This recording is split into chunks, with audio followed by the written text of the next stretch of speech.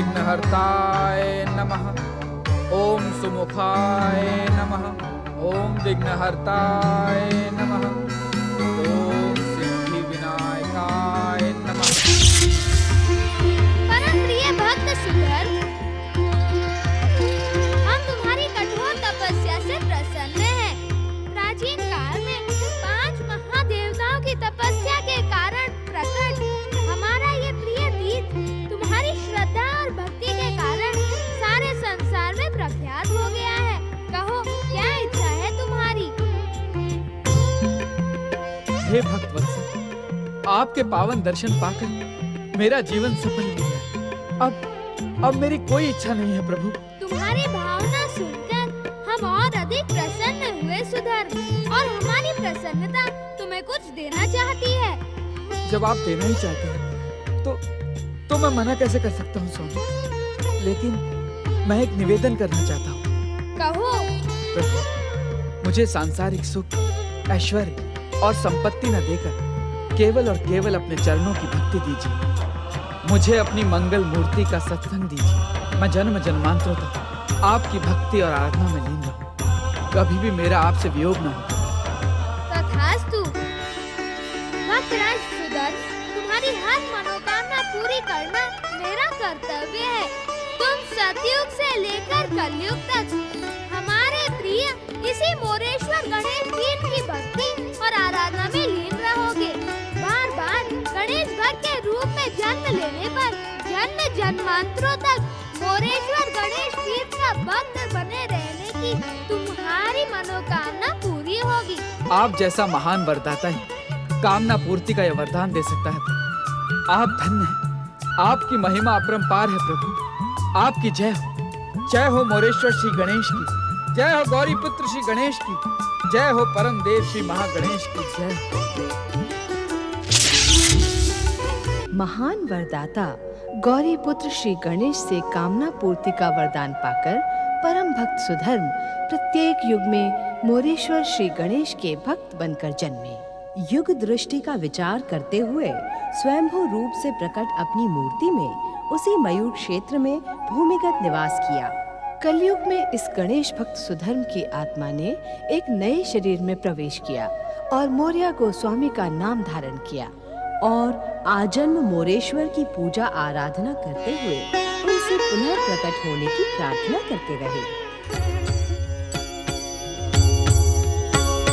सुखकर्ता दुःखहर्ता वार्ता विघ्नाची दुर्वी पूर्वी प्रेम कृपा जयाची सर्वांगी सुंदर उपिशेंदुराची कंठी झळके माळ मुक्ता फळांची जय देव जय मंगल मूर्ती दर्शन मात्रे मन कामना पूर्ती जय देव रत्न खचित परा तुझ गौरी कुमरा चंदनाची उटी कुंकुम केशरा हिरे जडित मुकुट शोभतो बरा ऋणझुणती मुकुरे चरणी घागरिया जय देव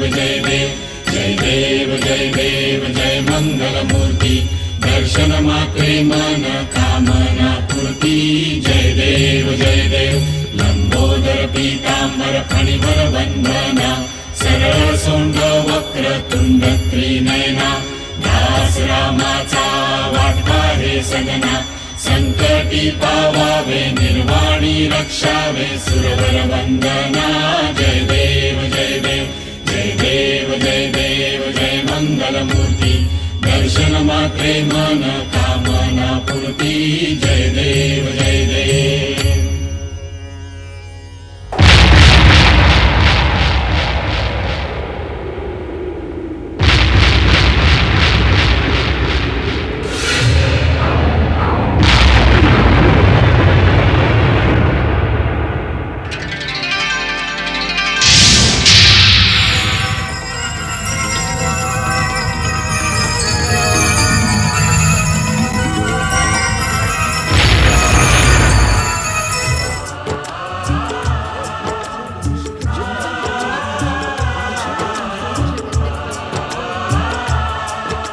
मेरे आराध्य वरदाता मोरेश्वर श्री गणेश, आपने इस घोर कलयुग में भी अपना वचन निभाया।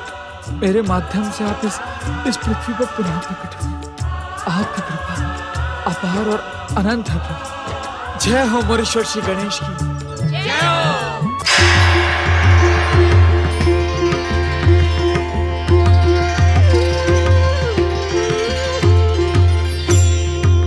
मौर्य गोस्वामी के नाम से तुम्हारी गणेश भक्ति की कीर्ति समय और युग की सीमाओं को लांघकर अनंत कालों तक अमर रहेगी।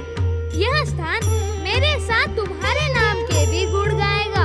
जो भी भक्त श्रद्धा और भक्ति के साथ अष्टविनायक के इस महान तीर्थ क्षेत्र की यात्रा करके तुम्हारी भक्ति को याद करेगा, उसकी हर मनोकामना पूरी होगी। तुम सबका कल्याण हो।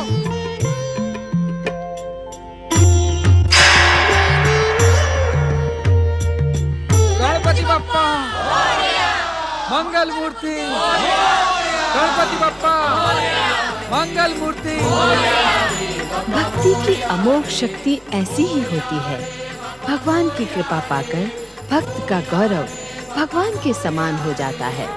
मोरेश्वर की भक्ति में लीन मौर्य गोस्वामी स्वयं भी जन जन के पूजनीय बन गए।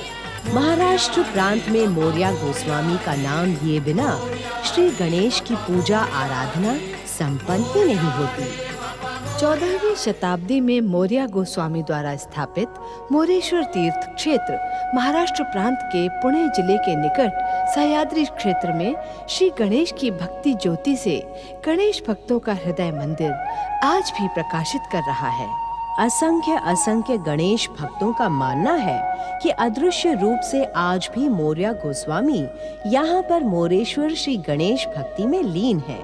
भक्ति की इस पावन गंगा में पुणे जिले में स्थित थेऊर के चिंतामणि गणेश भी अनंत कालों से अपने भक्तों पर कृपा करते आए हैं। चिंतामणि श्री गणेश की प्रेरक कथा का संबंध परम योगी और महान श्री गणेश भक्त कपिल ऋषि से है। गणपतये नमः। ओम गं गणपतये नमः। ओम गं गणपतये नमः। ओम गं गणपतये नमः। महान श्री गणेश भक्त कपिल ऋषि की।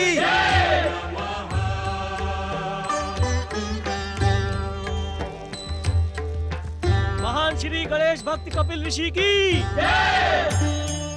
भक्ति पथ के पथिक साधु संतों और ग्रामीण जनों, आपका कपिल आश्रम में स्वागत है। परंतु मैं आपसे एक निवेदन करना चाहता हूँ। बार बार मेरी जय जयकार करके आप लोग मुझे लज्जित ना करें। यदि आप जय जयकार करना ही चाहते हैं तो इस संसार को गति देने वाले परम देव श्री महागणेश और उनके महान अवतार गौरीपुत्र श्री गणेश की कीजिए।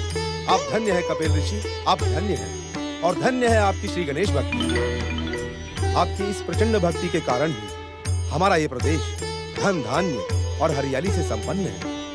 ये मेरी तपस्या और भक्ति का नहीं, श्री गणेश की कृपा का चमत्कार है बंधुओं। हम तो आपके तरह ही साधारण गण हैं और गणों के ईश्वर हैं श्री गणेश। जिसके मन में सदा श्री गणेश भक्ति का निवास रहता है वो सदा विघ्न बाधाओं से मुक्त रहता है।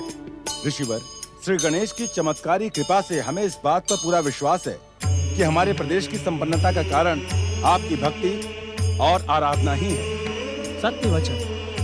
श्री गणेश भक्त तो सारे संसार में है, परंतु इस प्रदेश में श्री गणेश की असीम कृपा है और इसका कारण आप हैं ऋषिवर। आप। मैंने तो यही सुना है कि संत का कोई अंत नहीं होता, और आप एक संत हैं, तो फिर क्यों मेरे अंत की भूमिका रच रहे हैं? मैं कुछ समझा नहीं ऋषिवर। देखिए, यदि आप इसी प्रकार बार बार मेरी जय जयकार करते रहेंगे तो साधु समाज का सबसे बड़ा शत्रु अहंकार मुझे अपना भोजन बना लेगा। आप मुझ पर कृपा करें संत महात्माओं।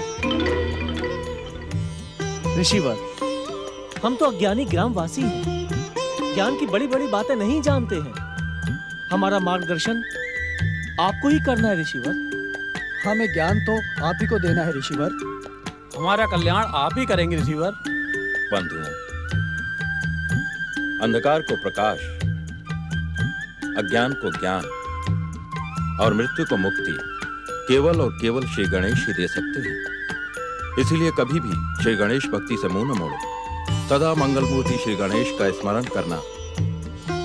कहिए मेरे साथ, मंगलमूर्ति श्री गणेश की, मंगलमूर्ति श्री गणेश की। धन्य है महान गणेश भक्त कपिल ऋषि और धन्य है इनकी भक्ति। परंतु नारद, लंबे समय से तुमने मंगल मूर्ति श्री गणेश के दर्शन नहीं किए। चलो चलो नारद चलो, इससे अच्छा अवसर तुम्हें कब मिलेगा। नारायण नारायण।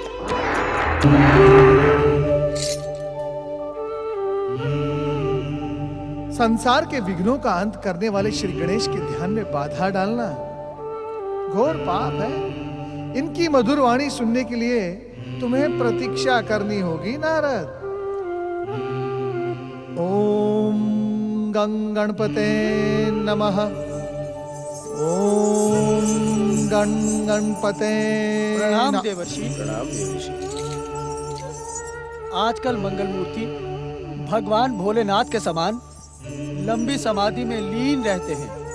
हाँ देव ऋषि, मंगल मूर्ति का ध्यान कब टूटेगा कोई नहीं जानता, इसलिए आप व्यर्थ समय नष्ट ना करें। मंगल मूर्ति श्री गणेश की मंगलवाणी सुनने की प्रतीक्षा में खड़े रहना, ये तो समय का सदुपयोग है, सदुपयोग। आप शिवगण होकर भी ऐसी अज्ञानियों जैसी बात क्यों कर रहे हैं? मैं तो अनंत काल तक श्री गणेश के ध्यान के भंग होने की प्रतीक्षा में खड़ा रह सकता हूँ। खड़े तो आप अवश्य रह सकते हैं, परंतु यहाँ अनंत काल तक खड़े रहने से आपके भाई प्रजापति दक्ष के शाप की मर्यादा टूट जाएगी। नारायण नारायण। गणाध्यक्ष नंदी महाराज, आप तो यह अवश्य जानते ही होंगे कि संसार की हर मर्यादा और शाप ताप की शक्ति से मंगल मूर्ति श्री गणेश परे है। इनके सामने रहने वाला कभी भी किसी भी प्रकार की विघ्न बाधा का शिकार नहीं हो सकता।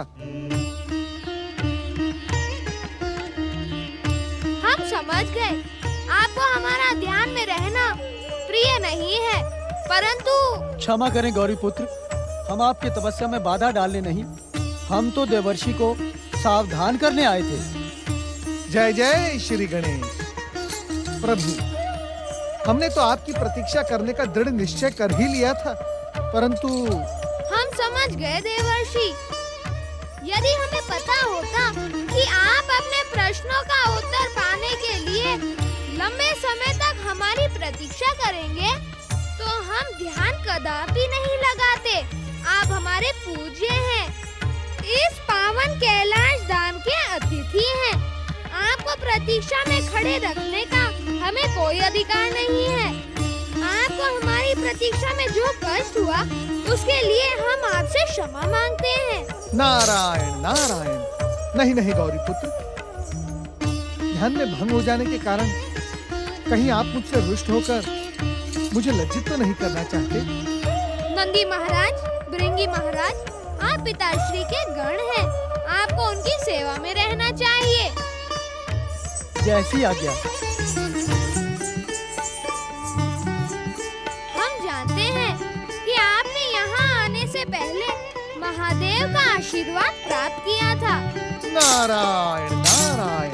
श्री गणेश, आपके दर्शन पाने की लालसा में मैं सबसे पहले शिव समाधि स्थल ही गया था। आप केवल वहाँ गए नहीं थे, आपने पिताश्री से एक प्रश्न भी पूछा था। नारायण नारायण। और उसी प्रश्न का उत्तर आपसे पाने का आदेश भगवान भोलेनाथ ने मुझे दिया था। इसी कारणवश मैं आपकी प्रतीक्षा कर रहा था, मेरे पास दूसरा कोई रास्ता भी तो नहीं था। परंतु आपके मन में कपिल ऋषि को देखकर मेरे दर्शनों की अभिलाषा जागी थी। उन्हीं के भविष्य को लेकर आप कुछ प्रश्न भी पूछना चाहते थे। अब आप उस प्रश्न की बात ही क्यों कर रहे हैं जो आपने पिताश्री से पूछा था? नारायण नारायण। बात तो आप कर रहे हैं ना श्री गणेश? मैं तो वही बात कर रहा हूँ जो आपके मन में उठ रही है। नारायण नारायण।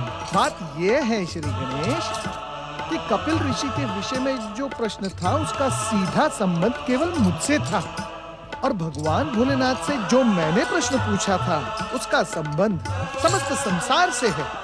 और जहां तक मैं समझता हूँ, सांसारिक हित के लिए व्यक्तिगत हित को दूर रखना ही उचित है ना। तो क्या अब आप कपिल मुनि के विषय में कुछ भी नहीं पूछना चाहते? है अंतर्यामी, आप ऐसा क्यों कह रहे हैं? कह तो आप ही रहे हैं कि व्यक्तिगत हित का त्याग करने के पश्चात आप लोकहित का प्रसंग सुनना चाहते हैं। श्री गणेश, क्या ऐसा नहीं हो सकता कि आप अपने इस भक्त पर कृपा करके दोनों ही प्रश्नों का नारायण नारायण। पर हाँ, मैं पहले वही उत्तर पाना चाहूंगा श्री गणेश, कि अब श्री महागणेश की कौन सी नई लीला होगी, कौन सा होगा उनका भावी अवतार? देवर्षि, अपने इस प्रश्न का उत्तर पाने के लिए आपको एक और लंबी प्रतीक्षा करनी पड़ेगी, परंतु परम देव श्री महागणेश की इच्छा से जो भी होगा उससे संसार का कल्याण ही होगा। धन्य धन्य प्रभु। और हम आपको निराश नहीं करना चाहते। आप कपिल ऋषि के विषय में जो भी प्रश्न लेकर आए हैं उसके उत्तर का संकेत हम आपको अवश्य देंगे। क्या आप केवल संकेत ही देंगे, उत्तर नहीं? आप तो परम ज्ञानी हैं देवर्षि। किसी भी संकेत के सूत्र जोड़कर आप बड़े से बड़ा अर्थ निकाल सकते हैं। नारायण नारायण। कपिल ऋषि की तपस्या और भक्ति के कारण महाराज जयसेन के राज्य में सुख और समृद्धि की वर्षा हुई है। राजा और प्रजा दोनों ही प्रसन्न हैं। परंतु निकट भविष्य में घटने वाली एक घटना के कारण कपिल ऋषि और महाराज जयसेन भयानक धर्म संकट में फंस सकते हैं। वह समय उन दोनों की कड़ी परीक्षा का समय सिद्ध होगा।